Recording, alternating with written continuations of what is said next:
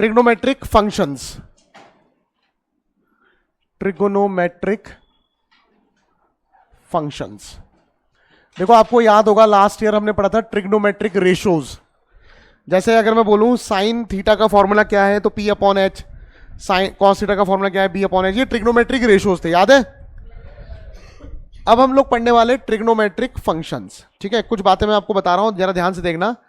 हम लोग एक यूनिट सर्कल के माध्यम से ये सारी चीजें पढ़ेंगे। यूनिट सर्कल क्या होता है? एक ऐसा सर्कल जिसका रेडियस कितना होता है 1 यूनिट। तो मैंने एक सर्कल ले लिया जिसका रेडियस कितना है 1 यूनिट। मैंने इस सर्कल को पहली बात तो 4 बराबर हिस्सों में बांट दिया। बताओ इतनी बात समझ आ गई?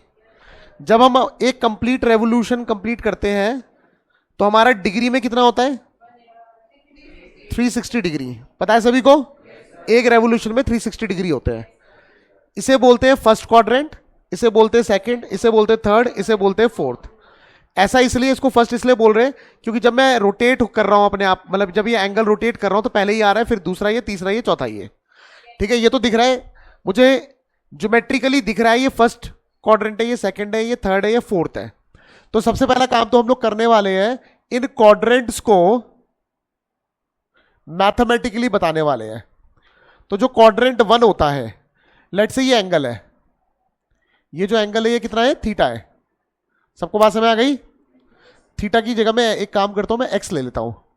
एक्स इसलिए क्योंकि एक्स जो है वेरिएबल को रिप्रेजेंट करता है। हम ऐसे फॉर्मूले बनाने वाले हैं जो सभी के लिए ट्रू रहेंगे। समझ आ गई बात? तो अगर मैं बात करूं क्वाड्रेंट 1, क्वाड्रेंट 1 की डेफिनेशन क्या हो गई कि जो हमारा एंगल होगा, जो एक्स होगा, अच्छा सुनो, मैंने इस रेवोल्यूशन को यानी कि 360 डिग्री को कितने हिस्सों में बांट दिया? 4 इक्वल पार्ट में बांट दिया। 360 डिग्री को अगर मैं 4 इक्वल पार्ट में बांटूंगा तो हर एक क्वाड्रेंट कितने डिग्री का होगा? बताओ इतनी बात समझ आ गई? Each quadrant will be equal to 90 degree. अच्छा, अगर मैं इसी चीज को रेडियन में बांटू, आपको पता है एक रेवोल्यूशन में कितने रेडियन होते हैं? 2 पाई रेडियन होते हैं। तो 2 पाई रेडियन को जब मैं 4 बराबर हिस्सों में बांट दूंगा तो ये π/2 रेडियन आएगा। याद है कल मैंने आपको बताया था important angles in degree and radian. 0 degree is equal to 0 radian, 30 degree is equal to π/6 radian, 45 degree is equal to π/4 radian, 60 degree is equal to, और 90 degree is equal to π/2 radian. इतनी बात समझ आ गई? लव मैं पूछूंगा, ध्यान दो। ठीक है, बताओ इतनी बात समझ आ गई सबको? अब यहां सुनो, जब ये x इधर होगा तो कितना एंगल होगा? ये 0 डिग्री। भाई यही तो स्टार्टिंग पॉइंट है। तो यानी जब x की वैल्यू 0 डिग्री होती है, ठीक है, तो हम इस लाइन के ऊपर है, इस एक्सिस के ऊपर है। क्लियर हो गई बात? इसे बोल देंगे ओरिजिन। ठीक है, फर्स्ट क्वाड्रेंट होता है 0 डिग्री से स्टार्ट होके कब तक रहेगा? 90 तक। तो x की वैल्यू जब 0 डिग्री से लेके 90 डिग्री तक रहेगी तब फर्स्ट क्वाड्रेंट रहता है। ठीक है, या फिर इसी को अगर मैं बोलूं, और जो x की वैल्यू है रेडियन में अगर बात करें तो 0 रेडियन से लेके π/2 रेडियन तक। बताओ बात समझ आ गई? रेडियन लगाना है लगाओ, नहीं लगाना है ऐसे पाई में छोड़ोगे तब भी चलेगा। अच्छा, ये हो गया क्वाड्रेंट 1। अगर बात करें क्वाड्रेंट 2 की, क्वाड्रेंट 2 की वैल्यू क्या हो जाएगी? देखो अब जब x यहां पहुंच जाएगा, टोटल एंगल कितना हो चुका है 90, तो 90 से लेके कहां तक? 180 तक, 180 से लेस। ठीक है, 180 से लेस, इधर भी लेस ही ले रखा है क्योंकि 90 के ऊपर आएगा तो उसे क्वाड्रेंट तो नहीं बोलेंगे, बोलेंगे एक्सिस है। ठीक है, 0 होगा तो क्या होगा? एक्सिस होगा। समझ में आ गई बात? वैसे हम एक्सिस को किसी भी क्वाड्रेंट में इंक्लूड कर सकते हैं, कोई दिक्कत नहीं है। जैसे ये वाला एक्सिस है, इसको फर्स्ट में भी रख सकते हैं, सेकंड में भी रख सकते हैं, ऐसी कोई दिक्कत है नहीं। वैसे समझ में आ गई बात? सेकंड क्वाड्रेंट क्या होगा? 90 से तो ज्यादा होगा, 90 डिग्री से, पर 180 डिग्री से क्या होगा? कम। और अगर बात करें यहां पे तो 0 से लेकर, सुन लो अब, कल मैंने बताया था 180 डिग्री मतलब कितना रेडियन? Pi radian. 360 डिग्री यानी कितना रेडियन? 2 पाई। अब एक चीज सुनो, अगर मैं बात कर रहा हूं 180 डिग्री की तो 2 क्वाड्रेंट कवर हो रहे हैं, यानी 90 प्लस 90। और अगर बात करूं रेडियन में तो π/2 प्लस π/2, π/2 प्लस π/2, 2π/2, 2 से 2 कट जाएगा, पाई आएगा। समझ आ गई बात? तो 0 से लेके कहां तक? पाई तक। अगर बात करूं थर्ड क्वाड्रेंट की, ध्यान से देखते रहे ना, समझ रहे? थर्ड क्वाड्रेंट की, तो थर्ड क्वाड्रेंट 180 से आगे है थर्ड क्वाड्रेंट क्या है, 180 से आगे है और किससे पीछे है, 270। भाई 270 होगा ना, देखो 90 प्लस 90, 180 प्लस 90, 270। ठीक है, तो 270 से पीछे है, तो 270 डिग्री से पीछे पर 180 से आगे। या फिर रेडियन में बात करें तो x की वैल्यू ये जीरो क्यों लिख रखा मैंने यहाँ पे, ये π/2 आएगा। ठीक है, ये पाई से आगे है पर 3π/2 से कम है। 3π/2 कैसा आया, देखो π/2 एक बार, π/2 दो बार, 3 बार π/2। क्लियर है, क्लियर है सबको। और जब यहां पहुंचेंगे तो 4 बार π/2, 4π/2 यानी 2π। ठीक है ना। तो क्वाड्रेंट फोर्थ की बात करते हैं। Quadrant fourth, mathematically quadrant fourth तब होगा जब हमारा एंगल किससे ज्यादा होगा, 270 से ज्यादा होगा पर 360 से क्या होगा, कम। या फिर रेडियन में बात करें तो x की वैल्यू 3π/2 से ज्यादा होगी पर 2π से क्या होगी, कम। इतनी बात समझ में आ गई, कोई दिक्कत तो नहीं। फर्स्ट क्वाड्रेंट कौन सा है, सेकंड कौन सा है, थर्ड कौन सा है, फोर्थ कौन सा है, क्लियर है। हमारे घूमने का डायरेक्शन क्लियर हो गया, यहां तक क्लियर है ना, कोई दिक्कत तो नहीं। अब जरा बातें ध्यान से सुनो। ये जो पॉइंट है, इस पॉइंट को मान लेते हैं ए। क्या मान रहा हूं इस पॉइंट को, ध्यान से देखते रहना। अच्छा ये बताओ, अगर ये x है और ये 1 है, ये 1 है ना क्योंकि यूनिट सर्कल है, क्या ये, ध्यान देते रहना। ये तो 1 है, ये x है, मुझे इसके कोऑर्डिनेट चाहिए। कोऑर्डिनेट मतलब x कोऑर्डिनेट और y कोऑर्डिनेट चाहिए। क्या चाहिए, अगर मैं यहां से परपेंडिकुलर ड्रॉप कर दूं तो ये वाला जो डिस्टेंस है ना, ये x कोऑर्डिनेट हो गया। भैया ओरिजिन है, ओरिजिन से लेके इस पॉइंट तक की दूरी x एक्सिस के अलोंग। भैया ये x एक्सिस है, y एक्सिस है, negative x axis, negative y axis. तो अगर मुझे इसका x कोऑर्डिनेट चाहिए तो मुझे ये वाला डिस्टेंस चाहिए होगा। हाँ बोलो या ना बोलो, क्या बोल रहा हूं, सही बोल रहा हूं, सही बोल रहा हूं। ठीक है, तो एक काम करते हैं। सबसे पहले तो मैंने इस पॉइंट का, मैंने कहा कि इस, ये जहां से मैंने परपेंडिकुलर ड्रॉप किया और जहां पे आके मिल रहा है, ये पॉइंट एम हो गया, ये वाला पॉइंट, सही है ना। तो अगर मैं ये ले लूं, इन ट्राइंगल OAM, इस ट्राइंगल में मुझे निकालना क्या है, बेस। भाई एंगल ये रहा, एंगल के सामने वाला परपेंडिकुलर हुआ, तो मुझे निकालना क्या है, और मुझे पता क्या है, बेस और हाइपोटेन्यूज किस में आता है, कॉस में। तो मैं यहां पर निकालूंगा cos x।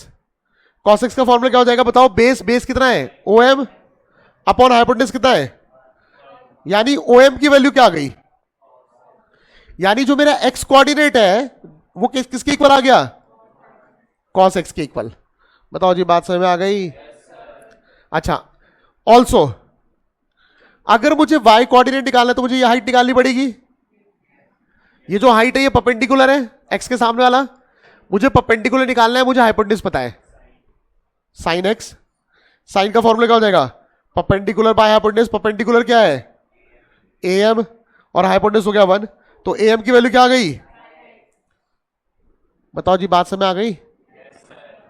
अब ना बहुत ध्यान से देखना इसका फायदा क्या है, ठीक है, फायदा समझना आप।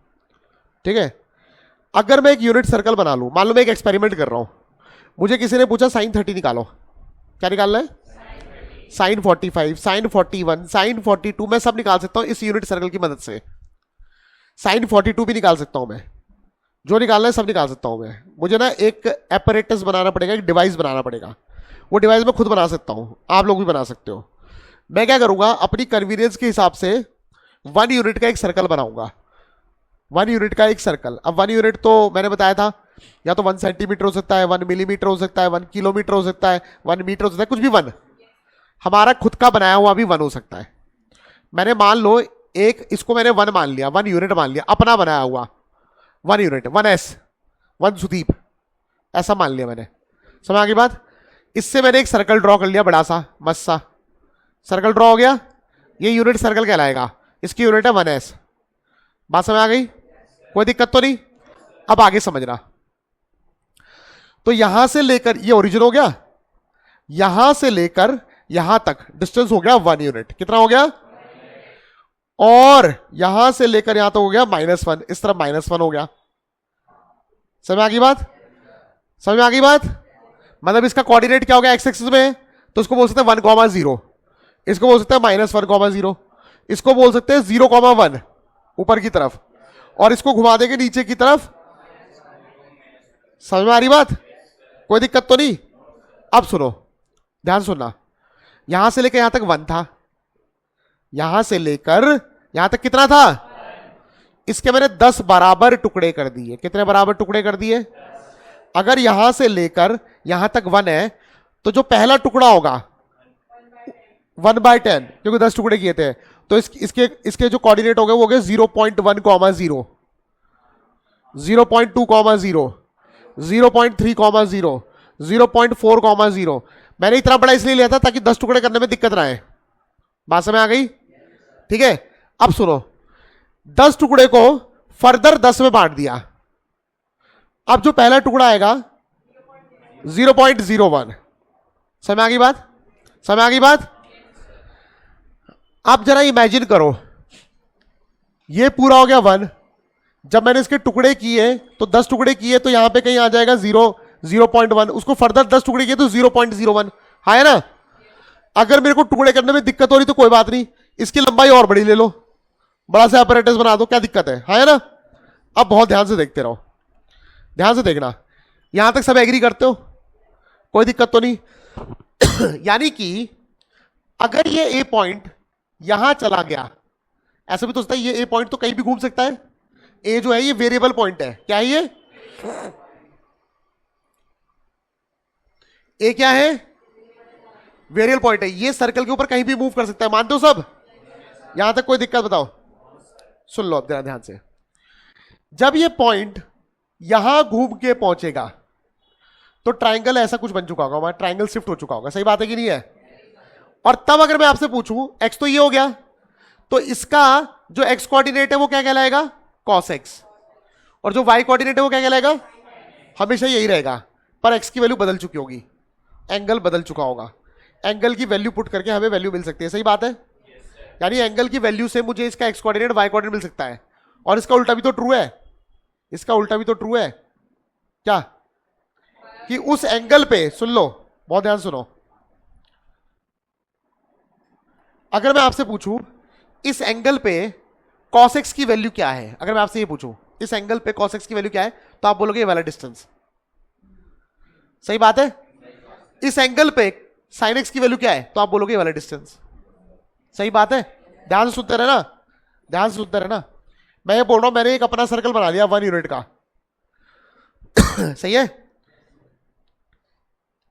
मैंने एक अपना सर्कल बना लिया 1 यूनिट का, मैंने यहां पे ओरिजिन वगैरह मार्क कर लिया। सही है? अगर मैंने आपसे बोला sin 30 की वैल्यू बताओ, ऐसे ही, वैसे तो आपको पता है, लेकिन मैंने आपसे पूछा sin 30 की वैल्यू बनाओ, आप लोग क्या करोगे? यहां पे डी रखोगे, 30 डिग्री बना दोगे। समझ आ गई बात? इतना काम हो जाएगा। फिर मैं बोलूंगा sin 30 की वैल्यू बताओ, तो आप बोलोगे मेरे को ये हाइट निकालनी पड़ेगी। sin 30 की वैल्यू मतलब मुझे ये हाइट चाहिए, हाँ है ना? अब आपने यहां स्केल तो बना ही रखा होगा, ठीक है? तो आप इसको इसकी सिधाई में डिस्टेंस नाप लोगे। ये जो डिस्टेंस होगा ये साइन की वैल्यू बताएगा। ये जो डिस्टेंस होगा किसकी वैल्यू बताएगा? अच्छा, अगर मैंने बोल दिया 30 डिग्री पे कॉस की वैल्यू निकालो, तो आप ना हॉरिजॉन्टल डिस्टेंस निकाल दोगे। वर्टिकल डिस्टेंस बताता है साइन की वैल्यू, हॉरिजॉन्टल डिस्टेंस बताता है। मुझे बताओ, इतनी बात समझ आ गई? कोई दिक्कत तो नहीं? एक बार सब साथ में रिपीट करेंगे, ठीक है? साइन की वैल्यू कौन सी डिस्टेंस? Vertical distance. कॉस की वैल्यू फिजिक्स में पढ़ा है आप लोगों ने, horizontal component, vertical component. Vertical component sine में आता है, आता है, तो यहीं से गया है, वो मैथ से ही गया है फिजिक्स में, ठीक है ना? इतनी बात समझ आ गई? अब ना मैं बहुत कुछ प्रूव करने वाला हूं, आराम से देखते रहो, बहुत कुछ प्रूव होने वाले हैं। जितने फॉर्मूले आपने करे हैं सब प्रूव होंगे, ठीक है? पर पहले इतना समझ में आ गया सबको, ठीक है? अब देखो, यहां पे देखते रहना, सब जने देखते रहना।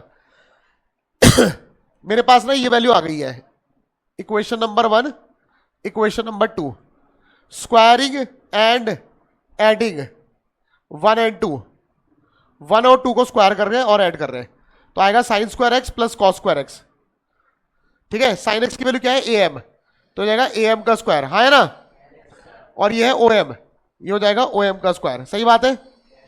अब मुझे बताओ, ए एम का स्क्वायर, डायग्राम में देखो सबने, ए एम का स्क्वायर ओ एम का square is equal to hypotenuse का स्क्वायर, और हाइपोटेनस कितना है, तो 1 का स्क्वायर क्या आएगा, यानी sine square X plus cos square X क्या आ गया, sine square X plus cos square x 1 होता है। मानते हो सब, मानते हो? अब किसी के मन में सवाल आएगा, यार ये क्या बात हुई, जबरदस्ती आपने पहले यूनिट सर्कल ले लिया तो 1 तो आना ही था, 2 लेके दिखाओ। तो मैं 2 लेके दिखा देता हूं। अगर ये 2 ले लिया, सुन लो, अगर ये 2 ले लिया तो यहां जब पहुंचोगे ना तो ये आएगा ओ एम बाई 2, क्या आएगा, और यहां पे आएगा ए एम बाई 2, और स्क्वायर करके ऐड करेंगे तो आएगा, जब स्क्वायर करके ऐड करेंगे तो ऊपर आएगा, क्या आएगा, यह आएगा ना ओ एम बाई 2 का स्क्वायर प्लस इधर क्या आएगा ए एम बाई 2 का स्क्वायर, तो नीचे आएगा ओ एम स्क्वायर बाय 4 आ जाएगा plus A M square by 4 आ जाएगा, और 4 एलसीएम आ जाएगा, ठीक है। O M square plus A M square ये हो जाएगा ओ ए स्क्वायर, और ओ ए तो 2 था, 2 का स्क्वायर 4 बाय 4 तब भी क्या आ जाएगा, ठीक है। चाहे 2 ले लो, 3 ले लो, 1.5 ले लो, सबसे आंसर वही आता है। अब सवाल है कि 1 क्यों ले रहे हैं, क्योंकि 1 से आसान है भाई। अगर तुम दुकान में जाते हो, ठीक है, तुम बोलते हो भाई भिंडी क्या रेट दी है, दुकानदार ऐसे बोलता है 3.5 किलो के इतने रुपए, ऐसे नहीं बोलता ना, बताएगा ना 1 रुपए की, मतलब 20 रुपए किलो, 30 रुपए किलो, 100 रुपए किलो, 1 किलो का बताता है। 1 किलो का क्यों बताता है, क्योंकि अगर 1 का बता दिया जाएगा कैलकुलेशन हमारे लिए आसान हो जाएगी। तो समझ में आ गई बात। अगर वो 2 का बताएगा तब भी वही रेट निकल के आएगा। यहां पे मैं 2 से करूं, 1 से करूं, 3 से करूं, सबसे प्रूफ यही होगा, क्योंकि होता यही है। समझ में आ गई बात, ठीक है। अब देखो पहला फॉर्मूला हमारा प्रूव हो गया, ये तो हमने ऑलरेडी प्रूव कर रखा था पहले। अब अगर मैं इसको डिवाइड कर दूं, divide both sides by sine square x, इसको मैंने फर्स्ट इक्वेशन मान लिया, मतलब ए मान लिया, ए को मैंने डिवाइड कर दिया किससे, साइन स्क्वायर एक्स से। साइन स्क्वायर एक्स को साइन स्क्वायर एक्स से डिवाइड करेंगे कितना आएगा 1, cos square x divide by sine square x, cot square x 1 divide by sine square x. ये फॉर्मूला भी पढ़ा है हम लोगों ने, तो ये हमारा एक सेकंड फॉर्मूला हो गया एक तरह से, ठीक है। उसके बाद अगर मैं डिवाइड कर दूं दोबारा से, divide a by cos square x, किससे डिवाइड कर रहा हूं अब, अगर sine square x divide by cos square x करूं, और plus cos square x divide by cos square x is equal to 1 divide by cos square x, तो ये भी आपने पढ़ा हुआ है, हाँ है ना। तो मैंने आपको प्रूव करके भी दिखा दिया। क्लियर हो गई बात, जल्दी से इसे नोट कर लो, उसके बाद हम आगे बढ़ रहे हैं। अभी बहुत इंपॉर्टेंट चीज है सारी आज, जल्दी से नोट करो, जल्दी जल्दी नोट करते रहो बस।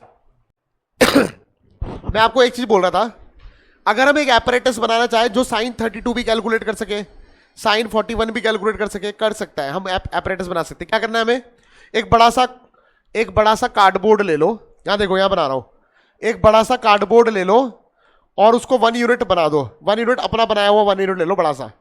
समझ आ गई बात। या फिर तुमने इतना बड़ा ले लिया स्केल, ठीक है, इससे मतलब बड़ा सा एक डिवाइस बनाओ ताकि उसको हम इजीली डिवाइड कर सके। इसको 1 यूनिट मान लो, ठीक है, 10 यूनिट बांट दिया, 10 यूनिट बांट दिया, तो जो पहला यूनिट होगा वो कितना होगा 0.1, 0.2, 0.3, उसको फर्दर 10 में बांटेंगे तो 0.01। इतनी बात समझ आ गई, ठीक है। तो हमारा एपरेटस कुछ इस तरह बन के आएगा, पहले ये बन के आ गया, ठीक है। हमने क्या करना है, इधर स्केल से मार्किंग करनी है।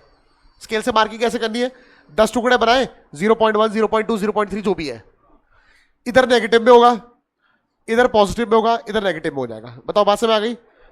अब सुनो, यहां पे डी से मार्किंग करनी है, डी से मार्किंग कर ली, यहां से 0 से लेकर 180 तक यहां पे हो गया, और 181 से लेकर 360 तक यहां पे मार्क कर लिया। बात समझ आ गई। अब हमें क्या करना है, हमें इसमें एक सुई लगानी है यहां पे। अच्छा, जो डी से मार्किंग इधर की है ना, वो मार्किंग आप इधर भी कर देना। समझ आ गई बात, सबको बात समझ आ गई। इधर करना है कर देना, नहीं करना तो इधर मार्किंग चल जाएगी। इधर आपने ना जैसे घड़ी में सुई लगी होती है वैसी लगा दी, एक लंबी सी सुई लगा दी, जो भी है, ठीक है। अगर बोलेंगे 30 डिग्री तो आपने 30 डिग्री मूव करा दिया। अब ये यहां कहीं ना कहीं टकराएगा, भाई सुई यहां तक लेनी है, ठीक है। तो यहां से जो भी परपेंडिकुलर डिस्टेंस होगा, ये जो हाइट आएगी, इस हाइट को अगर आपने यहां नाप लिया, हाइट जो होता है साइन की वैल्यू बताती है। किसकी वैल्यू बताती है। फॉर एग्जाम्पल आपने सुई को घुमा के इधर लेके आ गए, 32 डिग्री पे लेके आ गए, 32 डिग्री पे, 32 डिग्री यहां पे कितनी हाइट पे है, हमने स्केल तो खुद बनाया था ना, तो उस स्केल में जो हाइट आएगी ना, उससे हमें पता चलेगा कि कितनी वैल्यू है साइन की। क्लियर हो गई बात। अगर आप यहां 30 डिग्री लोगे तो आप देखोगे 0.5 पे आके मिल रहा है एकदम 0.5 पे। ये जो हाइट आएगी वो कितनी आएगी, इसका मतलब साइन 30 की वैल्यू कितनी होती है 1/2। बात समझ आ गई मैं क्या बोल रहा हूं। अगर वो बोलेंगे साइन 60 की वैल्यू निकालो तो इस निडल को घुमा के 60 पे ले जा लेना। अब जो हाइट मिल के आएगी, इधर जो हाइट मिल के आएगी, ठीक है, जो कि आएगी √3/2। √3/2 की वैल्यू होती है 1.732 डिवाइड बाई 2, जिसकी अप्रॉक्स वैल्यू 0.866 के आसपास आएगी। यानी यहां पे जो हाइट दिखेगी ये तो 1 है पूरा, वो 0.9 के आसपास दिख जाएगी। समझ में आ गई बात मैं क्या बोल रहा हूं। ठीक है, अब सुनो, उसी निडल को मैं किसी भी एंगल पे घुमा सकता हूं, 70 डिग्री 75 डिग्री, इधर से हाइट देखते रहोगे साइन की वैल्यू। और अगर कोई बोलेगा हॉरिजॉन्टल, अगर कोई बोलेगा ये बताओ cos 30 कितना है, तो cos 30 के लिए हम लोग हॉरिजॉन्टल डिस्टेंस देखेंगे, और sin 30 के लिए क्या देखेंगे, मतलब साइन के लिए क्या देखेंगे, वर्टिकल डिस्टेंस, और cos के लिए कौन सी डिस्टेंस देखेंगे, हॉरिजॉन्टल डिस्टेंस। समझ आगे बात, क्लियर है सबको। ठीक है, नोट कर लो फटाफट। स्टार्टिंग में ना थ्योरी में ना ये भी लिख लेना जब आप ये बनाओगे ना, इसमें लिख लेना let us assume a unit radius circle.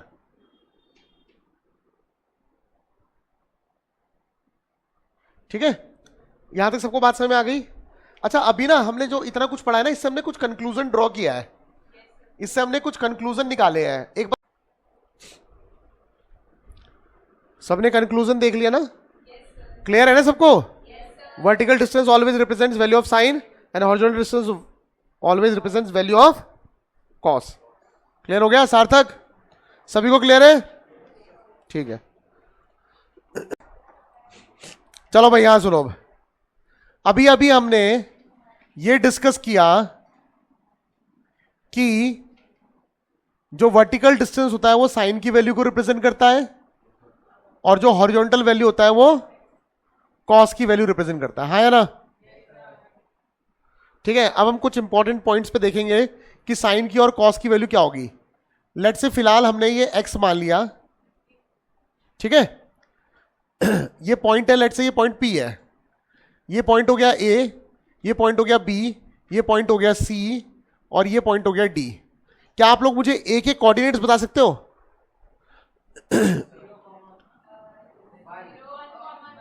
1,0, B के कोऑर्डिनेट्स बताओ,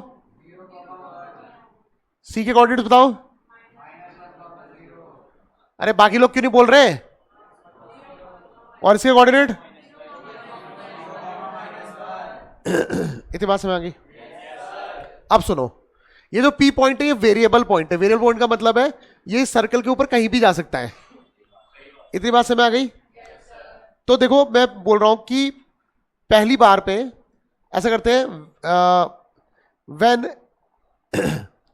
x is equal to 0 degree, जब x की वैल्यू क्या है उस टाइम पे क्या होगा, p will be at a। p की वैल्यू कहां पे, p कहां पर होगा, a का। भाई इसको अगर 0 बनाना है तो p को उठा के a के ऊपर लाना पड़ेगा, हाँ या ना, तभी तो x 0 बनेगा।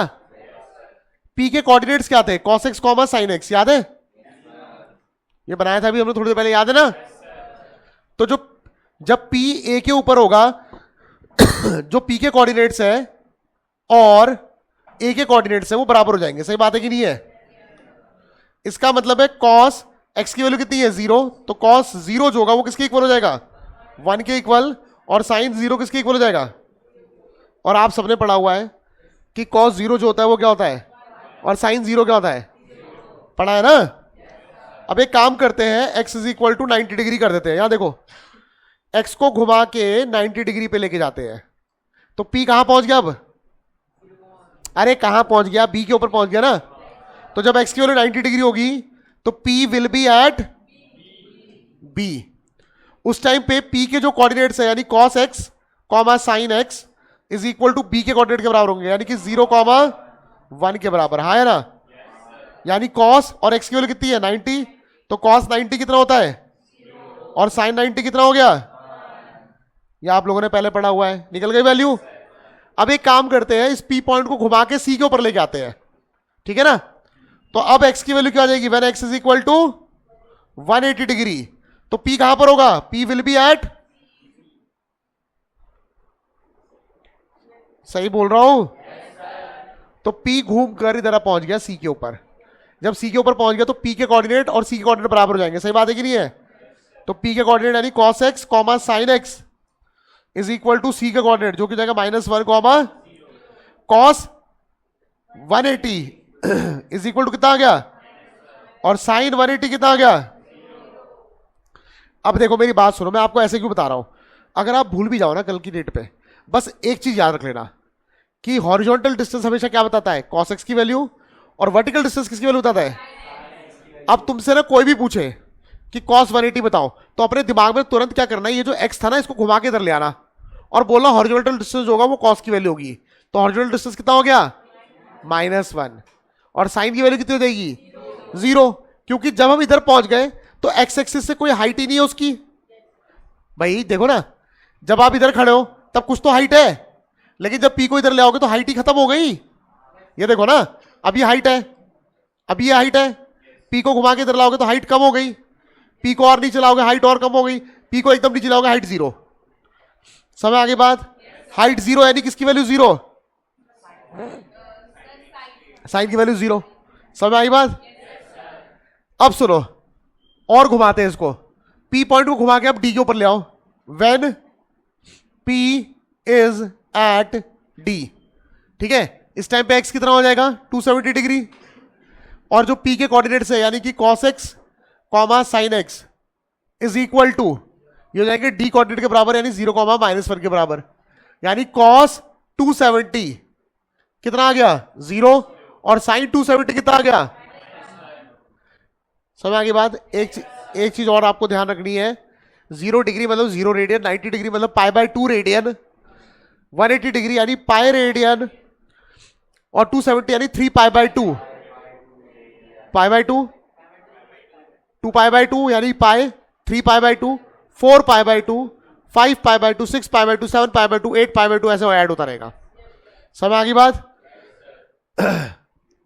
अब निकालते हैं व्हेन P इज, अब सुनो, जब ये घूम कर वापस यहां पहुंच जाएगा, वापस भी तो आ सकता है, तब x कितना हो चुका होगा 360 डिग्री, या फिर क्या बोलेंगे 2π रेडियन। भाई बात समझ आ गई। तो जब ये घूमकर वापस यहां पहुंच गया तो क्या हो जाएगा बताओ। तो मैं बोलूंगा जो P के कोऑर्डिनेट्स है यानी cos x comma sine x is equal to a 1 comma 0 के इक्वल, x की वैल्यू कितनी हो चुकी है 360 डिग्री इज इक्वल टू 1, और sine 360 degree is equal to कितना आ गया 0 आ गया। समझ आ गई बात। अब अगर ये और आगे घूमेगा 360 से आगे चला गया तो बिल्कुल जा सकता है, 360 प्लस 90 450, 450 प्लस 90 540, 540 प्लस 90 630, फिर 90 720, इस तरह चलता रहेगा। बताओ बात समझ आ गई। पर आपने ना कुछ और भी सीख लिया है। क्या सीख लिया है, इनकी वैल्यू रिपीट हो रही है, इनकी अभी तक तो नहीं हुई थी, अभी नहीं हुई थी, पर यहां से देखो, यहां से रिपीट होना शुरू हो गया, क्योंकि दोबारा ना देखो, एक चीज देखो, समझो, इस बात को समझना, ध्यान से देखना। अभी 0 पे है, अभी एंगल कितना है, ये रहा x एक्सिस, ये x एक्सिस, इसकी साइड में x एक्सिस है, ये y एक्सिस है, ठीक है ना। अभी 0 पे है, हाइट है कोई नहीं है, ये जो मार्कर की जो लेंथ है ना, ये फिलहाल पूरा जो है 1 है, तो cos 0 की वैल्यू कितनी हो गई, और साइन 0 की वैल्यू। अब ये घूम के ऊपर पहुंच गया, जैसे ही इसने घूमना ऊपर शुरू किया ना, इसने इसके रिस्पेक्ट में कुछ ना कुछ हाइट भी गेन कर ली, यानी साइन एक्स की वैल्यू भी बनना शुरू हो गई, और हॉरिजॉन्टल डिस्टेंस भी है तो cos की वैल्यू भी है। लेकिन जब ये धीरे धीरे यहां पहुंच जाएगा तो हॉरिजॉन्टल डिस्टेंस तो खत्म हो गया, तो cos 90 कितना हो गया, और साइन 90 कितना हो गया। बात समझ आ गई। फिर जब आप इधर आ रहे हो तो फिर से देखो हॉरिजॉन्टल डिस्टेंस बनना शुरू हो गया, पर हाइट कम होती जा रही है, तो साइन की वैल्यू वापस 0 हो गई। समझ आ रही बात। उसके बाद ना फिर नीचे की तरफ आने लग गए तो वर्टिकल डिस्टेंस अभी 0 था, वर्टिकल डिस्टेंस बनना शुरू हो गया, वर्टिकल डिस्टेंस -1, फिर वर्टिकल डिस्टेंस 0, फिर वर्टिकल डिस्टेंस, फिर वर्टिकल डिस्टेंस, फिर वर्टिकल डिस्टेंस, फिर vertical distance, vertical distance sine की वैल्यू होती है, किसकी वैल्यू होती है। तो हम एक चीज नोट कर रहे हैं, साइन एक्स की वैल्यू -1 मिनिमम है और 1 मैक्सिमम है। समझ आ गई बात। क्योंकि पॉइंट तो हमेशा इसी के ऊपर रहेगा, तो हाइट तो हमेशा मैक्सिमम कितनी जाएगी हाइट 1। तो यानी हम एक चीज सुनो भाई, ये बात तो तय है कि ये वैल्यू रिपीट होना शुरू हो जाएगी। क्या हो जाएगी? रिपीट होना शुरू हो जाएगी, ठीक है ना। इसलिए हम लोग इसको बोलते हैं पीरियोडिक फंक्शंस। क्या बोलते हैं? पीरियोडिक फंक्शंस वो होते हैं जो कुछ समय बाद अपनी वैल्यूज को रिपीट करना शुरू कर देते हैं। इसकी मैथमेटिकल डेफिनेशन क्या है बाद में बताऊंगा, फिलहाल इतना ध्यान रखो ये पीरियोडिक फंक्शन है। अच्छा एक बात समझो, इतना इतना सबको समझ आ गया ना, कोई दिक्कत तो नहीं? नोट कर लो, पहले नोट कर लो।